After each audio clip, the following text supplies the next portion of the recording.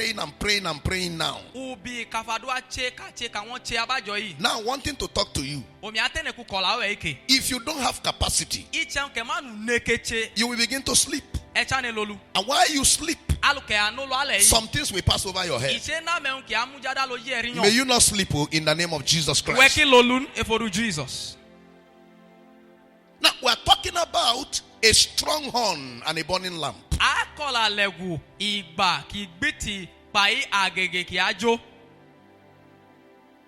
The first thing I want to say, so that by way of definitions, you will understand that this is not just a parable but a description of you, is this.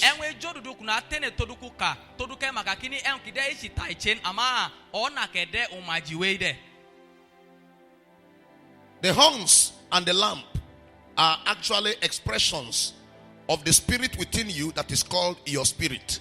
And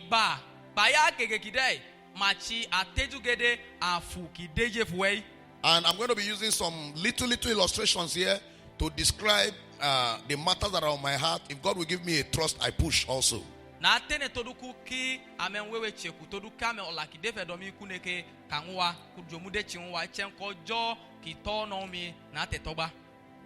The book of Judges chapter 16 verse 16. Let's look at that place very briefly.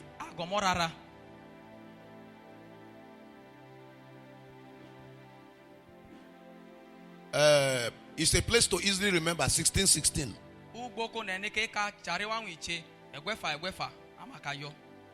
Read those things over and over and over and over. It will create alertness. It will create sensitivity within your spirit. And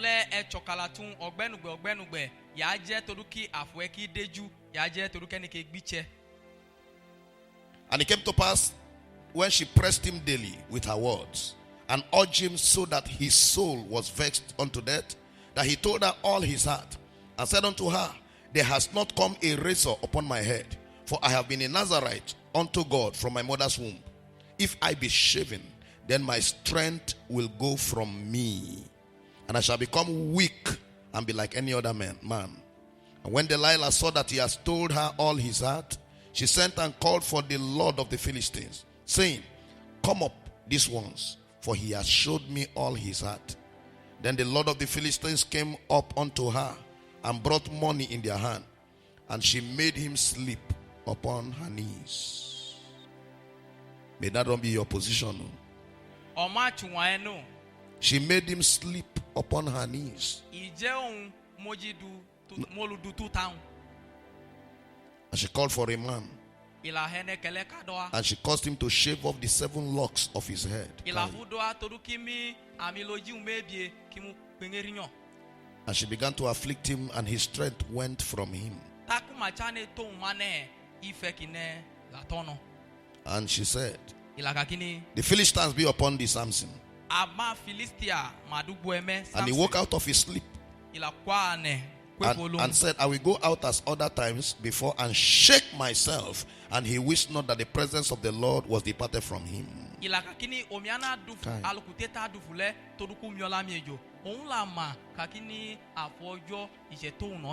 But the Philistines took him. They put out his eyes and brought him down to Gaza and bound him with fetters of brass. And he did grind in the prison house. When the mighty of God becomes a captive of the mighty of darkness, it becomes an irony to grace.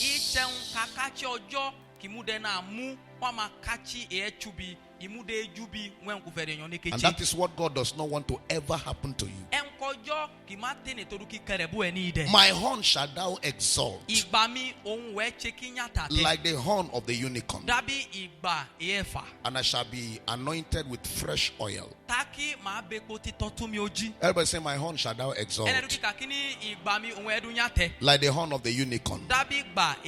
Say with me, I shall be anointed with fresh oil. Now, I'd like you to notice the lyrics of that, or the lines of that of that literature of scripture. As if fresh oil was waiting. They say, touch him. He said, no, I'm not touching him until the horn is exalted.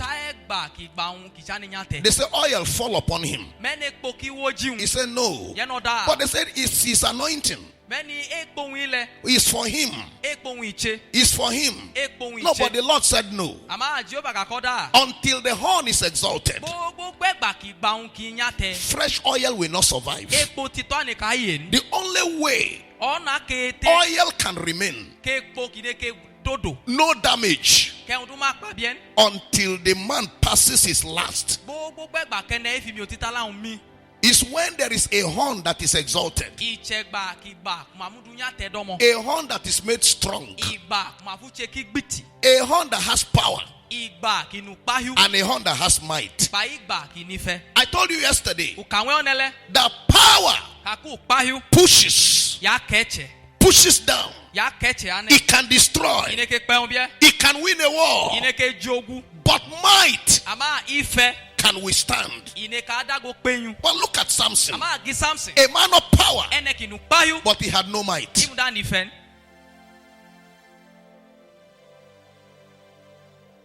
When you receive the baptism of the Holy Ghost,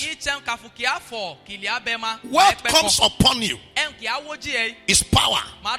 When you tarry in the presence of God and you pray so much in tongues and you eat so much of the word of God and you give yourself to prayers and you give yourself to discipleship, you wait patiently to be taught. What will develop inside you is what we call might. This is the temptation of life. One taste of power will set you on the run. You are the one to tell yourself, no, it's not time to run. I feel the power, but I need to develop the might. Anybody who is filled with the Holy Ghost, you can tell the devil go, and he will go. You can tell blinded eyes, go, and the eyes will open. But this is the test of life. Philistines may die several times, but if you cannot resist fornication, you will die on the way. Because that was what killed Samson. The wall of Jericho may fall down, and you may be killing the inhabitants of Jericho. But when you see gold like Achan, and you see those garments of Babylon that God said they shouldn't touch, Achan the anointed, he saw gold, he saw clothes, he couldn't resist it. He had power, but he had no might.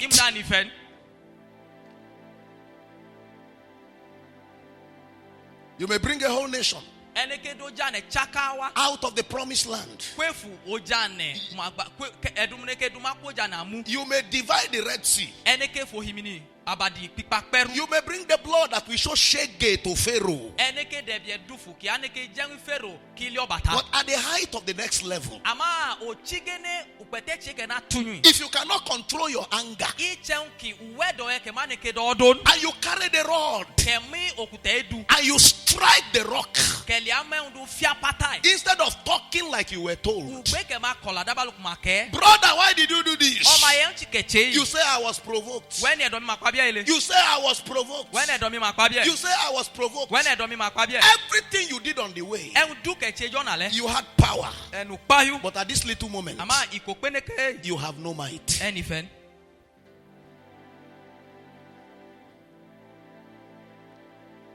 Our ministry is about to enter another phase.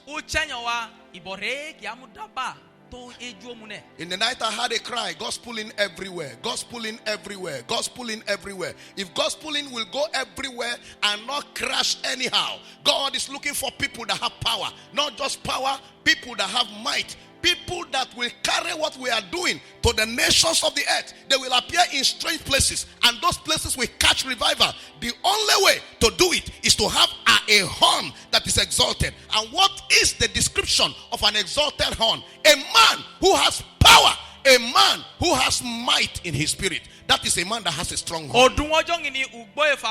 Gospel in Kijugbodu chenku kolo ka che ki amu patukara ne ki atakata roja ne duoja ne le ki mala korinyon e kwa kutoruki amune ki kwane kumanife amune ki kwane kumane do formula ne amune ki kwane kumani gbakigbiti ehun chi gbakigbiti ichi afone eneki nupayu eneki nife. Listen to me very carefully. Netirumi chilichili. Power is like the structure. Upayu idabi unyik makodago.